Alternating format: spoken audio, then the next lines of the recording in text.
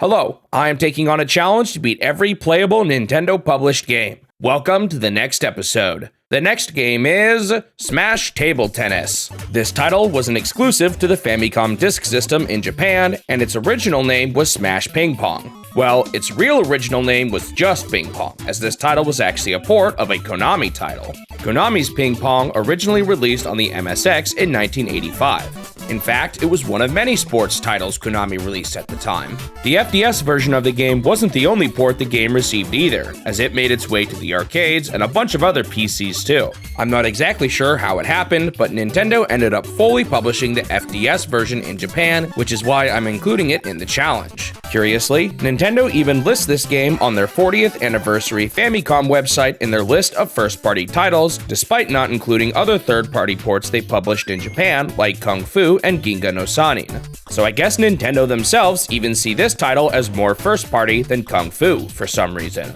So, why am I calling it Smash Table Tennis and not Ping Pong? Well, this game actually eventually released officially in Australia and Europe on the Wii Virtual Console in 2009 under the name Smash Table Tennis. If I had to guess, they probably made this change to the name since Ping Pong is actually a trademark name and it was easier to just use the official name of the sport instead. Although it never released in the US, I decided to use this official name for the only Western release the FDS version of the game ever had. Alright, let's jump into my time with the game. Right when booting the game up, we see Disc-Goon on the title screen. I'm gonna guess his appearance was exclusive to the Famicom Disk System version of the game. Smash Table Tennis has 4 modes, 2 single-player modes and 2 multiplayer modes. Modes A and B are basically just a configuration setting for how many points are needed to win a game. Mode A requires you to reach 11 points to win a game, while Mode B requires you to reach 21 points. When I've played Ping Pong casually, I've always played to 21, but apparently in 2001, the standard changed to 11-point games. Similar to tennis, I think you also need to win by 2, but I never actually had this happen during my time with Smash Table Tennis. Of course, since I'm just playing the single-player content in this challenge, I won't be trying out the multiplayer modes. I started with one-player mode A. There's one final option here, and that's the CPU difficulty. Like the other sports games in the challenge, my goal is to beat the CPU at any level, unless they lock the ending or credits behind a harder difficulty. So, I selected the easiest CPU here, which was the default option too. We've also got a good look at the audience here, and hold on, is that Donkey Kong Jr.? Apparently, in the original game, Konami snuck one of their own characters into the audience, a penguin from a game called Antarctic Adventure. So I guess this was Nintendo's way of doing something similar. For my first serve, I completely goofed, and after I threw the ball into the air, I completely missed it, failing my serve spectacularly. The controls of this game are kind of interesting. Other than deciding where to serve, you don't move your character at all from left to right. The game completely does that for you. Instead, the D-pad buttons are used to swing the paddle. I can't read the manual, so I'm not even 100% sure what each direction does. Up is definitely smash. I think the left button was a normal swing, while the right button was some kind of underhand shot. I mostly just stuck with the standard swing and an occasional smash. Down does absolutely nothing, and holding down A or B will make your character change which side they hold the paddle on. At first, I mostly just left this alone since it kind of takes a second for your character to switch, so it didn't seem all that useful for last second adjustments. Later on though, I tried out switching hands depending on which side of the table the ball was on, but I'm not even sure if this helped much. Well, without needing to move left or right, that's kind of all there is. A lot of this game just comes down to timing. Maybe there's more strategy here than I realized, but not being able to control your character at all really reduces your options. For my first game, I was definitely struggling with the timing. I got a few straggling points here and there, but I lost my first game 3-11. Ouch, and this was supposed to be the easy CPU. I guess Donkey Kong Jr. is cheering for the player, as he cries whenever you lose and celebrates whenever you win.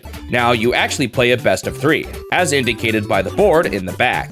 Between games 1 and 2, a Disc-Goon cheerleader stepped out onto the table and jumped up and down for a bit. Honestly, I probably should have just reset here, but I kept going anyway to try and learn the game some more. On game 2, I actually started to do better. One thing I began to notice is that a sound played when the CPU hit the ball a little high, so I would often use this to know when to spike, and this CPU wasn't very good at returning spikes.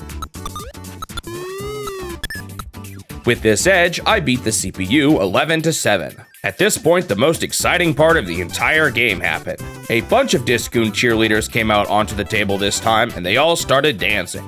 Look at them go. Alright, I just need to win game 3 now, and I'll have already beaten the CPU. For most of the game, we were pretty neck and neck, but unfortunately, I choked right at the end. For my final swing, I accidentally pushed either A or B to swing, when that only changes the hand positioning. Come on, even after 2 whole games of this, I was still instinctively pushing the A and B buttons for swinging. Anyway, with that humiliating defeat, I was back to square one. For the first game of my next attempt, it was sort of a reverse of the last one. It was neck and neck again, but I managed to pull through at the end and win game 1. Because of this win, I only needed to win one of the next 2 games and I would win the set. Finally, at this point, I was starting to get better, and I crushed the CPU on the next game, 11-3. With that, the game congratulated me and took me back to the title screen.